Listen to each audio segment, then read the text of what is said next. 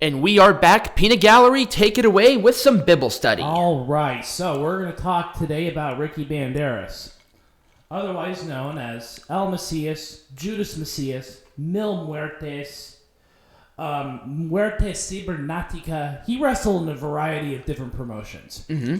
But what I want to touch on is his character. Despite him going under many different names, he's always evoked this sort of death kind of character. Right. And death is very much a part of the Mexican cultural heritage. They have a Day of the Dead.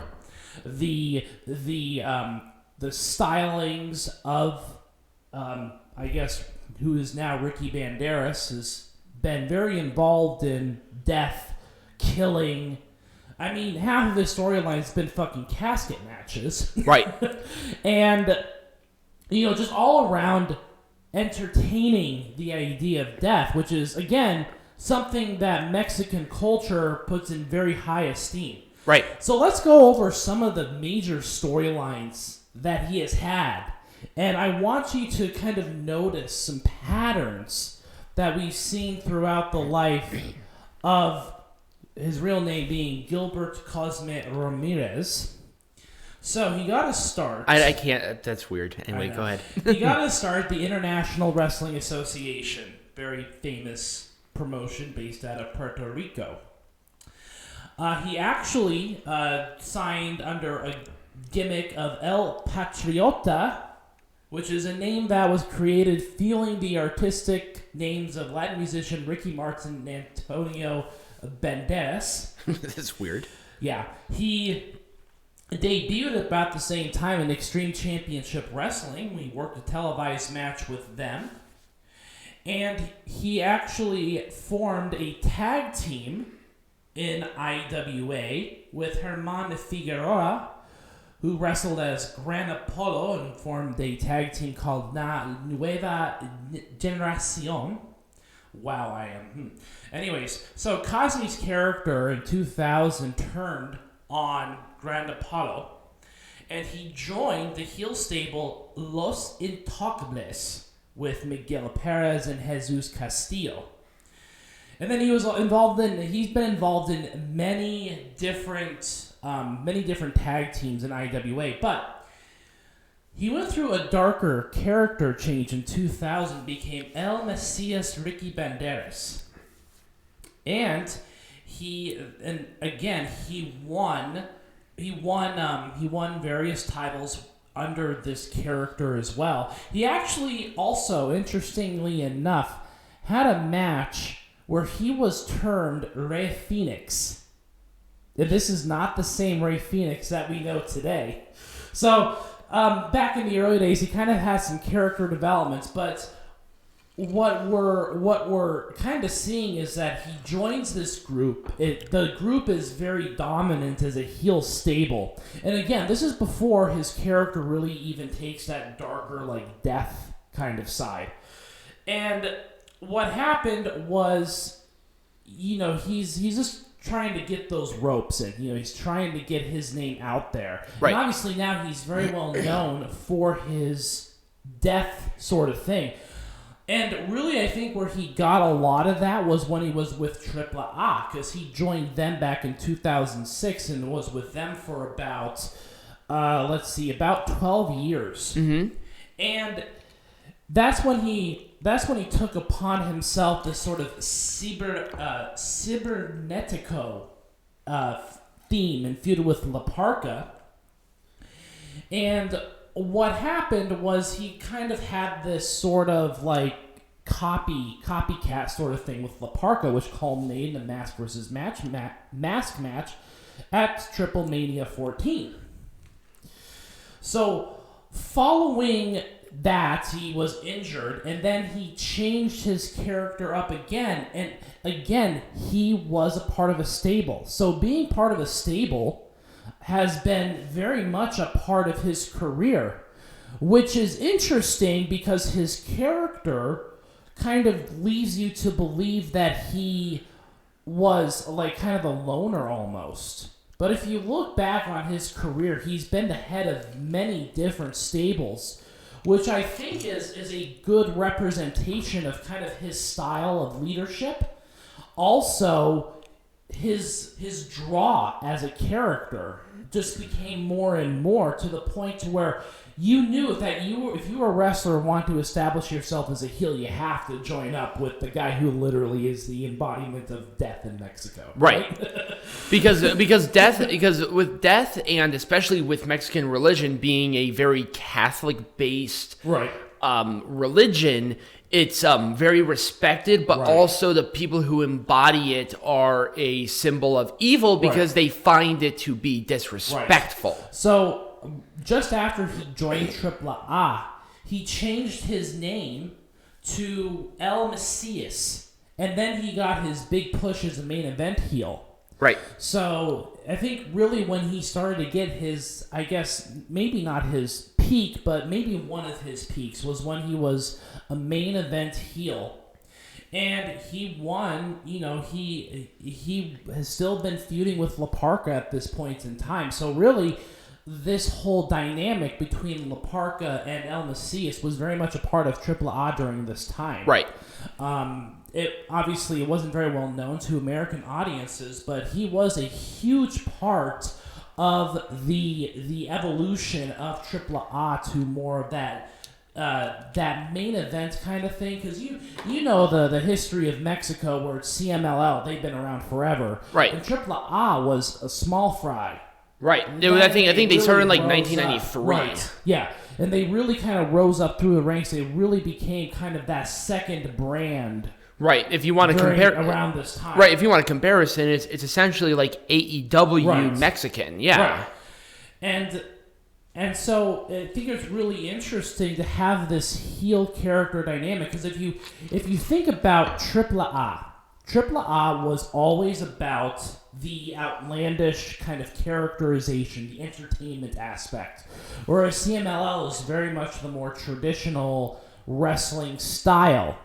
So him having this very thematic motif about himself, being this dark, death-like character, and really tapping into that Mexican heritage of death, has been very beneficial. The irony of Wrestling Lesson and the parallels between this and what I'm going to be talking about are actually kind of insane.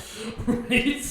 So, anyways, he's had a lot of forays with the AAA Mega Champion. He's been in very high-profile matches. If you remember the Dorma del Muerte, the Dome of Death. Right. He's very... And it was really kind of like the Undertaker of AAA. Because he really pioneered a lot of these sorts of death-like looking matches.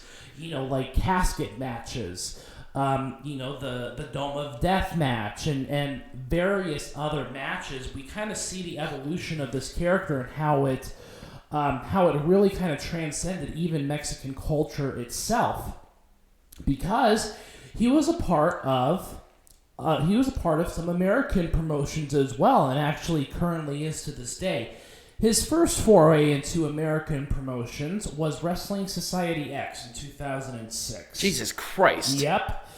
And he actually had a different gimmick when he was part of Wrestling Society X. He was a disgruntled and kayfabe disfigured man feuding at the time with a Vampiro. And again, it did end in a casket match. This guy in casket matches, he just can't get away from it. Now, if you remember his very, very well-known... This is, I think, where he got his big... This was when most people, I think, in America kind of started to know about him, when he was with Total Nonstop Action Wrestling. He was Jay Mitchell's kayfabe son, and thus Abyss's brother, and he was billed as Judas Mesias. Who can forget that character? But again, the point that I'm trying to make is that he has transcended this sort of death, decaying character from Mexico, and now it's entered into the mainstream American culture. Right. Albeit his character was slightly different because of the American culture at the time. Right.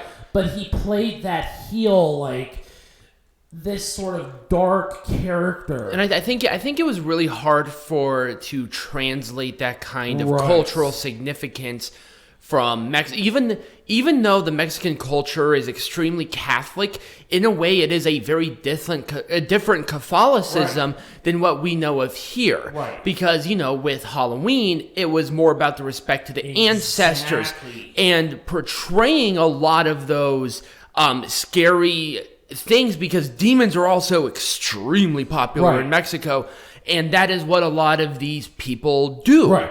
Why La Parka was actually very popular, because dressing up as a skeleton and doing what he was doing is a show of respect in a lot of cultures to them. And I think what's really interesting, too, is that whenever he goes back to Puerto Rico, which we'll talk about here, World Wrestling Council, which is the Cologne's wrestling promotion. Right. When he returned, he reverted back to the Ricky Banderas name. And he wasn't that sort of colorful, colorful in sense of thematic, not actual physically, yeah. So, Ricky Banderas, same style of wrestling, but just a more gritty, grungy kind of character. Right. Who wasn't in a mask or anything like that. You can kind of see his evolution across all of these cultures, which I find really interesting as well. And then, this is where it really gets interesting, too, is that he was in Lucha Underground as Mil Muertes, which, again, was bringing that Mexican culture literally to the United States. The man of 1,000 deaths. Yes. Exactly. And again, you have these casket matches. You have these unique matches that he was a part of. Right. And then they flowered it up, and there was a lot of symbolism there. And, I will have to at least give credit to Matt Stryker and Vampiro to really illustrate that cultural significance point, and I think that's why Mil Muertes got over. Yeah, exactly. Because there was a much deeper understanding of what was going, or why this is going on, instead of what was going on. So, and then that continues to evolve today. Now that he's involved, and he just signed with MLW, as Ricky Banderas. So, no, he's Mil Muertes. No, he's Ricky Banderas. No, he's Mil Muertes. I don't think. No, I'm like 99.9% sure he is. Are you sure about that? I am like 100% sure. Okay, but anyways, uber popular death-themed character, but what I find most interesting about the character Mil Muertes, Ricky Banderas, Macias, is how his theme, his style of wrestling, his sort of dark personality that he has developed from his years in Puerto Rico and going into Mexico has really kind of shaped his character in different territories. Where in one territory, Puerto Rico, he's more that grungy, because they're not so focused on the masks and death, and that's not their culture. But then you go to Mexico, and he kind of raises it up to 1,000. Dons a mask, becomes Mil Muertes. Right. Or not Mil Muertes, but El Macias, or even Mil Muertes if you go over to America. Mm-hmm. And then you go to the South, you get this kind of monster character almost. You get this he just got out of an insane asylum kind of character, but that really resonates with people in that culture. Right. That's something that they're used to. You have the swamp, you have the mystery of the monsters, you have, all of that kind of stuff. So I really found that kind of interesting, and how his cultural representation throughout different areas of the Western Hemisphere has changed over time.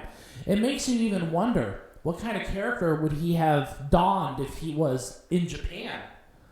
Or we'll talk about that. Or if he was in Europe. What kind of character would he evolve into? Right. So that's kind of what I have. Do you have anything else to add? Not particularly, no. Okay. Well, when we come back, we're going to do a wrestling lesson. Absolutely. With Tiger Height.